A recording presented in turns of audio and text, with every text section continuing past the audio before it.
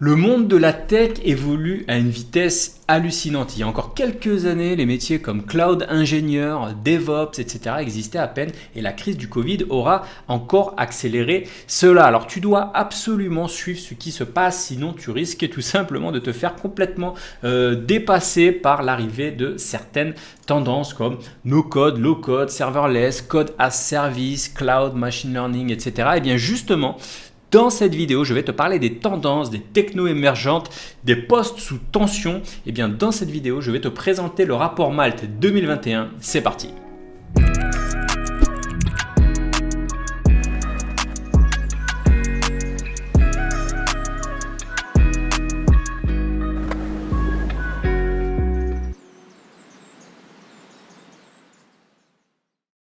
Alors juste avant de commencer, si tu ne me connais pas, bien je m'appelle Mike, je suis développeur full stack, freelance et digital nomade. Alors n'hésite pas ici à t'abonner à la chaîne et activer la petite cloche de notification. Alors qu'est-ce qu'on va faire dans cette vidéo? On va décorter le rapport Malte 2021.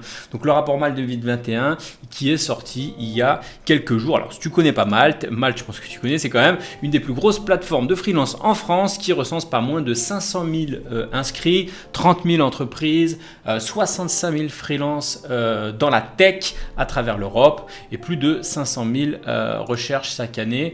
Et si on prend tous les freelances, je crois qu'on a plus de 200 000 environ sur la plateforme. Alors peut-être que tu vas me dire, écoute, moi je suis pas freelance, je suis en CDI tranquillement et ça m'intéresse pas. Eh bien sache que même si tu es en CDI, il y a de fortes chances qu'un jour ta boîte travaille avec des freelances et ça reflète donc tout simplement le marché des développeurs. Donc c'est important quand même de se renseigner sur ce qui se passe sur le marché, parce que si ça se passe sur le marché des freelances, il y a de fortes chances que ça se passe aussi sur le marché des salariés. Alors oui, je sais, je vais avoir le droit déjà à des gens qui vont voir leur techno un peu baisser, notamment je pense souvent j'ai des développeurs PHP qui sont toujours là à taper sur mes vidéos, à me dire que c'est de la merde ce classement ou ces tendances, mais je voulais juste vous rassurer, les développeurs PHP, il n'y aura pas de mauvaises nouvelles dans cette vidéo, donc détendez-vous, calmez-vous, quoique reste jusqu'à la fin de cette vidéo, il y aura peut-être des petites surprises. Alors, qu'est-ce qu'ils nous font Malte comme petite introduction? Ce qu'ils nous disent, une petite introduction assez bateau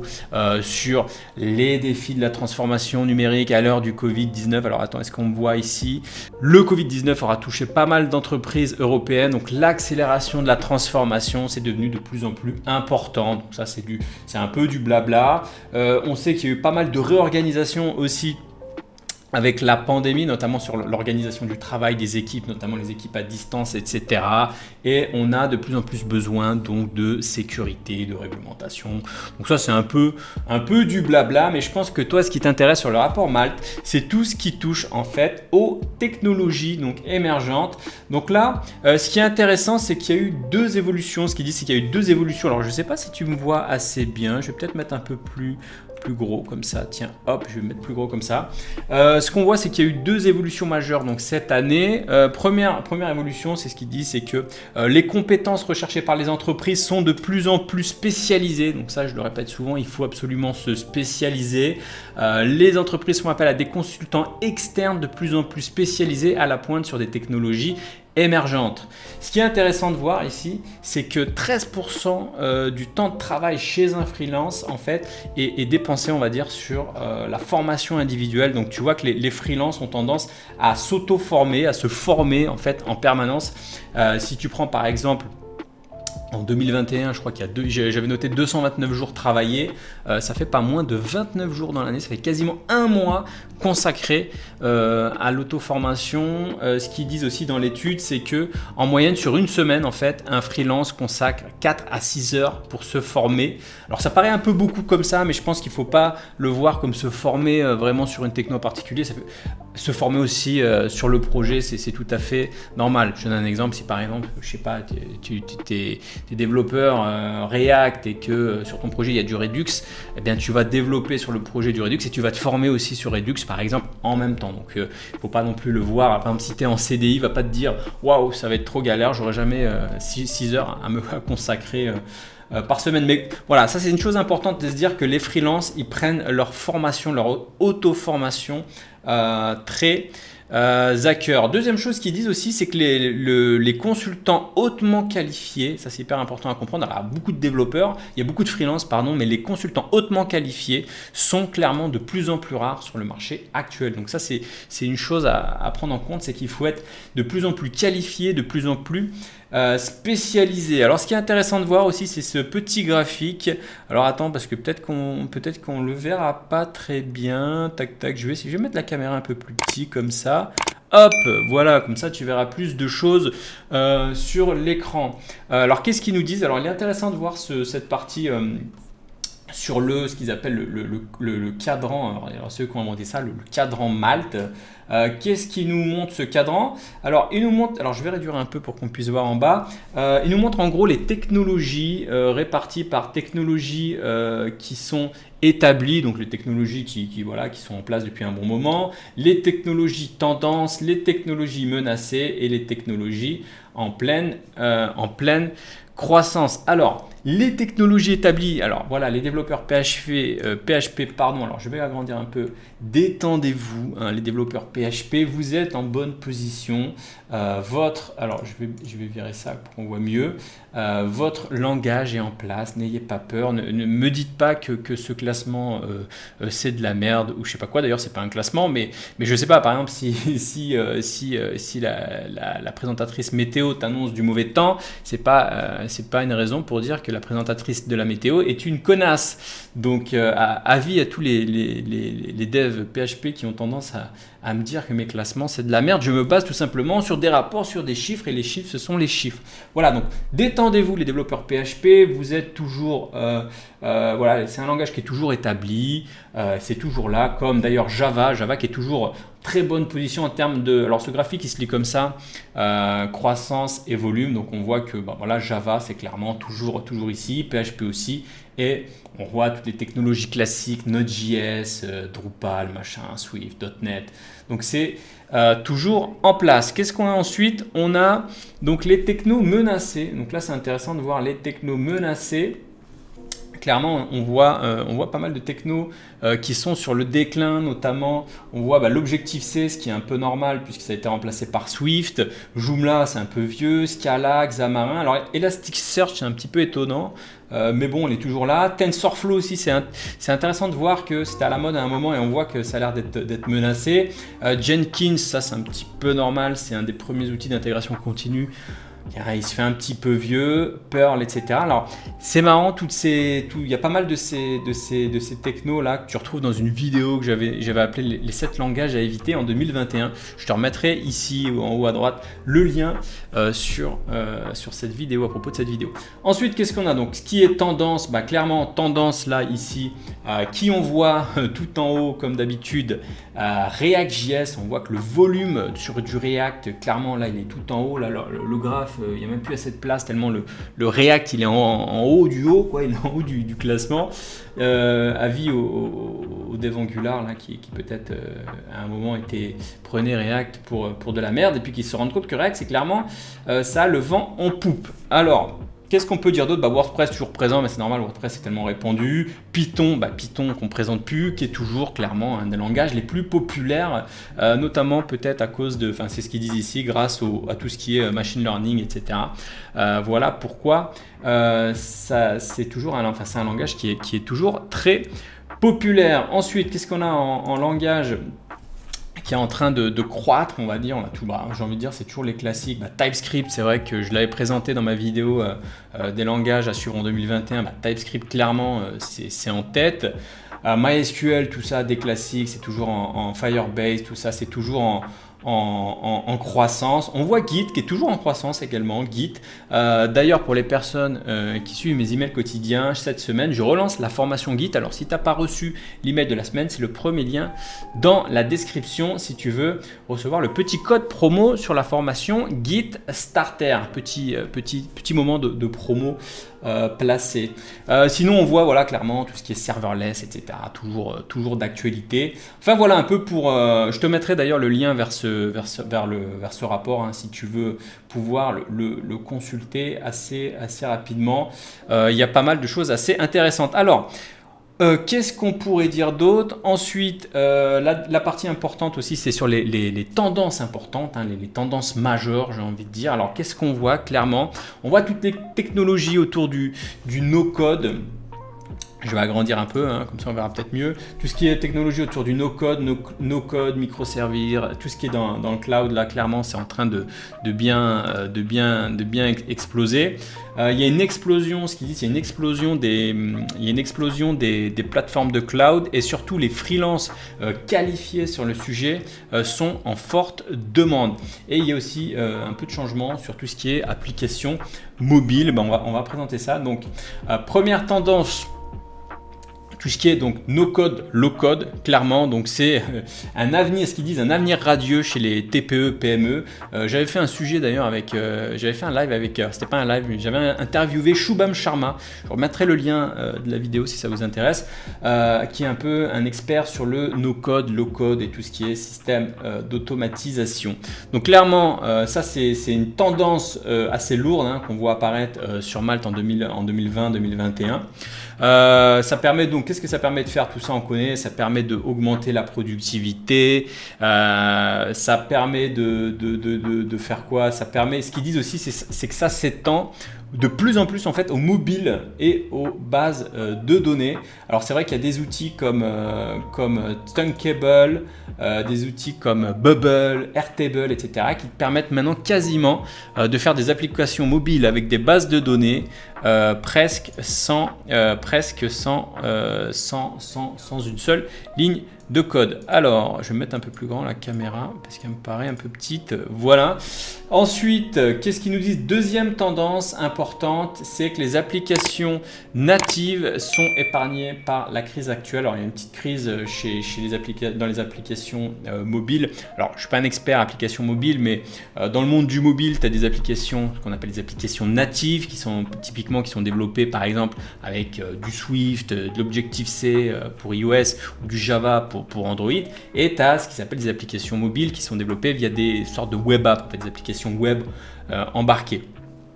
Et donc, tu as aussi des applications, ce qu'ils appellent cross-platform native, un peu comme React Native, qui permet de faire du native, mais qui est en même temps cross-platform. Bon bref, je ne vais pas rentrer dans les détails, mais tout ça pour dire que ce qu'ils disent clairement là-dessus, c'est que les technologies multiplateformes basées sur les technologies web perdent un petit peu plus cette année. Ils pensent notamment à Xamarin, qui est un petit peu, qui est toujours sur le déclin. Ce qu'ils disent aussi, c'est que clairement Flutter qui est clairement en train de bien augmenter, Flutter qui a été adopté par Alibaba, qu'est-ce qu'ils disent, Alibaba, Groupon, The New York Times, etc. Donc clairement Flutter sur le mobile, c'est une grosse tendance de fond chez Malte, c'est ce qu'ils disent. Mais ils disent quand même que malgré cette tendance de fond, React Native, ça reste quand même le leader du marché. Donc ça, c'est quelque chose d'intéressant à retenir, c'est que React Native, c'est toujours en tête, ça reste leader. Et ce qui est bien, c'est que si tu as des concepts de base, je parlais de React tout à l'heure, si tu as des concepts de base en React, eh bien, tu peux switcher vers du React Native, même si c'est différent, il restera quand même des concepts assez communs. Et ça, c'est intéressant d'apprendre un langage et de pouvoir le rentabiliser, j'ai envie de dire, et sur d'autres technos, si tu as envie de switcher par exemple sur du mobile ou quoi, eh bien ça sera possible. Autre chose, tendance à la consolidation sur le marché du cloud. Alors ça, c'est assez intéressant. Alors je vais peut-être me changer la cam, je vais mettre comme ça. Alors leur schéma est un peu bizarre puisque en fait, je ne sais pas en quoi il représente le cloud. Alors il faudrait que tu puisses voir. Voilà, je vais me mettre comme ça. En fait, ce schéma est assez intéressant. Puisqu'il montre les recherches et les profils. Et typiquement, ça permet de voir en fait par rapport à chaque poste si par exemple les profils sont sous tension, ça veut dire qu'il y a beaucoup de demandes et peu d'offres, ou l'inverse. Typiquement, en 2020 sur les data analysts, alors c'est une comparaison par rapport à 2020. C'est 2021 par rapport à 2020, je crois, quelque chose comme ça. Et donc du coup, tu vois que on a une augmentation donc de 126% de profils de data analyst, mais en revanche, on a une demande, donc une recherche de 1,87. Ce qui veut dire que clairement, là, on est sur des profils qui sont en tension. Ça veut dire que, eh bien, on cherche des data analystes, mais le nombre de profils disponibles sur Malte est assez limité. Pareil sur les data ingénieurs, pareil sur les intégrateurs web, software ingénieur, architecte IT, CRM consultant. Et là, le gros gap, on va dire, la grosse différence entre le volume de recherche et le nombre de profils, c'est clairement les cloud ingénieurs. Donc, c'est les personnes qui sont habituées à gérer tous les environnements. Cloud, c'est pareil pour la cybersécurité. Ce qui est marrant sur les DevOps, c'est que c'était très à la mode pendant un moment, et puis on voit que ça a un petit peu inversé. On voit qu'il y a beaucoup plus de profils que de demandes. En fait, c'est un peu inversé. Voilà, qu'est-ce que j'allais dire d'autre? Sur les front-end, alors sur les autres métiers un peu plus classiques, on n'est pas en tension, c'est-à-dire on recherche toujours des développeurs front-end, des développeurs mobiles, etc. Mais on est beaucoup moins en tension que sur les autres métiers qu'on voyait au-dessus. Ça ne veut pas dire qu'il n'y a pas de boulot, mais clairement, voilà, on est moins en tension. Après, il faut dire qu'il y a beaucoup de développeurs front-end qui arrivent sur le marché, il y a beaucoup de développeurs mobiles qui arrivent sur le marché, parfois pas très bien formés, pas très bien qualifiés. Du coup, voilà, plus de profils que de demandes. Voilà, donc pour ce petit tour. Alors, je ne vois pas en quoi ce schéma il est en rapport avec le marché du cloud, mais en tout cas, il est quand même intéressant. Sinon, pour revenir à leurs histoires d'une consolidation du marché du cloud, ce qu'ils disent clairement, c'est qu'on migre de plus en plus massivement vers le cloud. Et ça, on le voit, moi je le vois sur pas mal de projets informatiques. Beaucoup de choses sont gérées dans le cloud. C'est fini l'époque où tu te débrouillais toi-même à gérer tes serveurs et toutes ces choses-là. On a une émergence de l'infrastructure as code. Donc ça, c'est assez intéressant. Alors, si tu ne connais pas ce que c'est l'infrastructure as code, en gros, c'est le fait de déployer des infrastructures sous forme de fichiers de config. Typiquement, tu vas définir dans un fichier de config, déploie-moi une instance de tel serveur, ouvre-moi tel réseau, je sais pas, mets du load balancing, etc. En mode fichier de config. Pourquoi c'est utile? Ils disent que ça permet la traçabilité, testabilité, l'automatisation, etc. Ils parlent d'une plateforme qui fait ça, qui s'appelle Terra Platform. D'ailleurs, si ça t'intéresse, tu peux aller jeter un coup d'œil. Toujours les aspects cybersécurité et vie privée, notamment avec le low-code, tout ça, RGPD, bon, ça c'est basique. Et ensuite, ce qu'ils disent, c'est que clairement, les microservices, en fait, ils arrivent enfin à maturité. Même si le terme microservice en fait est un peu, je vais pas dire passé de mode, mais un petit peu en déclin, mais clairement tout ce qui tourne autour des API management, etc. c'est clairement de plus en plus mature, de plus en plus de boîtes utilisent tout ce genre de technologie. Voilà, ensuite ce qui nous montre en troisième point, il nous montre donc les talents par rapport à la pandémie, ce qui s'est passé par rapport à la pandémie, pardon. Ça va t'intéresser, surtout l'impact des revenus en fait pour les freelances. Alors, important de voir que à cause du Covid, effectivement, tu as eu beaucoup de projets qui se sont arrêtés. Et forcément, quand tu as des projets qui se sont arrêtés, il y a plus de freelance sur le marché et du coup, les prix ont tendance à baisser. C'est le fameux adage de l'offre et la demande. Donc forcément, si tu n'as plus de freelance sur le marché, les prix ont tendance à baisser parce que tout le monde a envie de gagner des missions et parfois, ça joue par le prix. Donc, il nous montre ici il nous montre un peu l'évolution des TJM sur la période Covid. Alors on voit qu'avant Covid, on était à 700 € par jour. Ça a baissé à 650 par jour et c'est en train de remonter. Alors j'ai envie de dire, c'est peut-être des chiffres à prendre avec des pincettes, sachant que c'est quand même c'est Malte, c'est un parti pris. Ils veulent vendre le modèle freelance. Donc quand même à prendre avec des pincettes. Moi j'ai l'impression que ça a peut-être un petit peu plus baissé que ça, mais en tout cas quoi qu'il arrive, c'est clairement en train de repartir. Alors ensuite, ils nous disent que y a des industries qui s'en sortent bien. Oui, tu me diras tout ce qui est e-commerce, industrie pharmaceutique, etc. Ça, ils n'ont pas eu trop de galères. Et voilà, et donc ce qu'ils disent aussi, c'est que les freelances sont optimistes par rapport à leur futur. Ce qu'ils disent, c'est que 84% des freelances donc, envisagent de rester indépendants. Ils sont habitués en fait à travailler avec des différentes entreprises, des équipes, et utiliser des méthodes de travail. Bref, les freelances sont résilients et ils n'ont pas du tout peur de l'avenir. Alors encore une fois, comme je disais tout à l'heure, ça va prendre avec des pincettes. C'est le point de vue de Malte. Voilà. Ensuite, eh bien, ce petit schéma va t'intéresser aussi. Quelques points clés par rapport aux jobs, on va dire, les plus répandus sur Malte pour les freelances par rapport aux tailles de compagnie. Alors, clairement, alors est-ce que tu me vois comme ça? Hop, hop, hop. Je pense qu'on peut voir comme ça. Alors clairement ici, ce qui est intéressant de voir, c'est que les petites compagnies, les compagnies moyennes et les grandes compagnies ici, pour le travail en remote, c'est assez différent et ça ne m'étonne pas beaucoup. On voit clairement que les petites compagnies sont assez ouvertes au travail en remote, là où les grosses boîtes, comme tu peux voir ici, seulement 54% acceptent le travail à distance. Ça m'étonne pas, je veux dire, les boîtes, souvent les grosses boîtes, elles ont un peu moins confiance dans les freelances. Moi, je l'ai constaté. Après aussi, les petites boîtes, si elles veulent attirer les profils, eh bien forcément, elles sont beaucoup plus ouvertes au travail en remote, à distance. On sait que c'est quelque chose qui est assez demandé chez les devs freelance. Donc, si elles veulent attirer des talents, eh bien, elles sont un peu plus ouvertes là-dessus. En termes de job, on peut voir clairement que toujours dans le top 1, on va dire, en tête, hein, on voit clairement que les développeurs back-end n'ont pas de souci à se faire, hein, toujours à peu près 39% dans les petites compagnies, 37% dans les moyennes, 34% dans les grandes boîtes. Hein, clairement, on est en tête. Alors, je ne sais pas qui m'avait sorti ce chiffre, comme quoi il y avait 3 fois plus de postes de dev front que de dev back. Typiquement, selon l'étude Malte, là, c'est clairement pas le cas. Ensuite, on a les webmasters. Alors, j'aime pas ce terme, je sais pas ce que ça représente, webmaster. Est-ce que c'est intégrateur de site WordPress ou pas ce terme est un peu chelou, mais écoute, je pense que voilà, il est toujours là. Je pense que ça doit être ceux qui font des sites vitrines.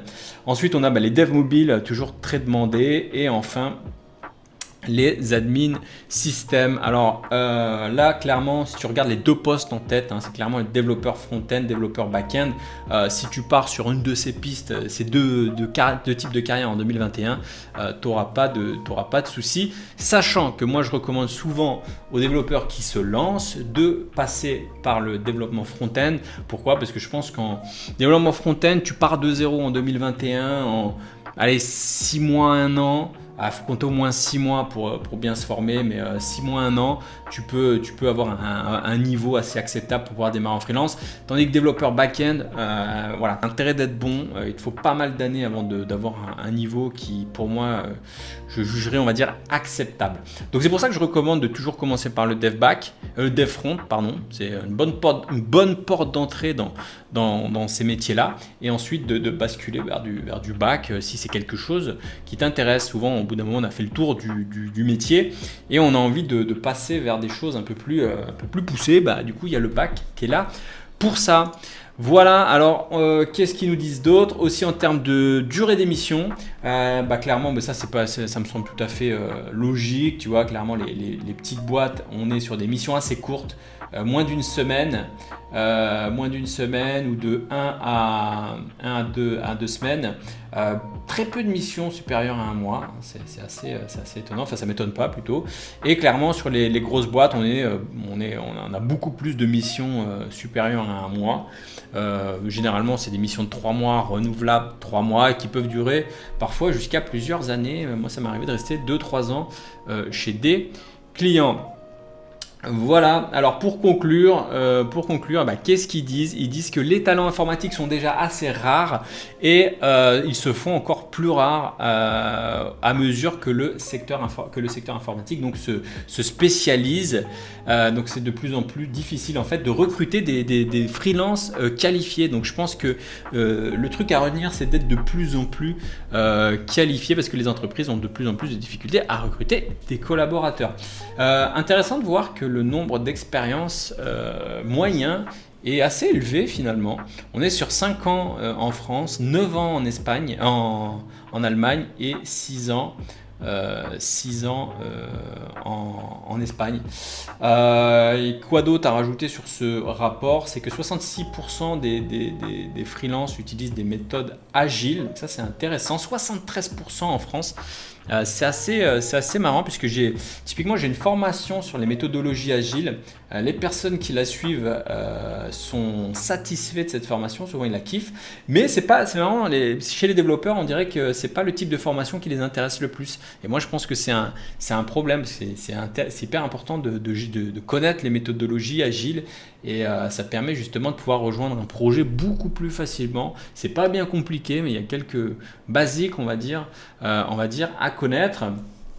Autre chose aussi, ce qu'ils disent, c'est que les freelances ont tendance, donc ça je l'avais dit tout à l'heure, à se former 5 heures à peu près par semaine, 75% sur des livres et des vidéos, 56% de plateformes en ligne, de formation en ligne et 32% on va dire de séminaires ou de choses un peu plus en présence, on va dire. Voilà, on a fait le tour de ce petit rapport Malte 2021. J'espère que tu auras pu avoir une petite idée de ce qui se passe dans le monde des freelances. N'hésite pas à t'abonner à la chaîne, ici, activer la petite cloche de notification. Et si tu veux en savoir plus sur les technologies en déclin, les langages à éviter, je te remettrai ici une petite vidéo sur les langages à éviter absolument en 2021. Et si tu souhaites aller plus loin sur, par exemple, comment se lancer en freelance, comment apprendre à coder, des astuces, etc., sache que j'envoie une newsletter aux personnes qui sont dans ma liste de contacts privés. C'est le premier lien dans la description. Je te dis à la semaine prochaine pour une prochaine vidéo. Ciao!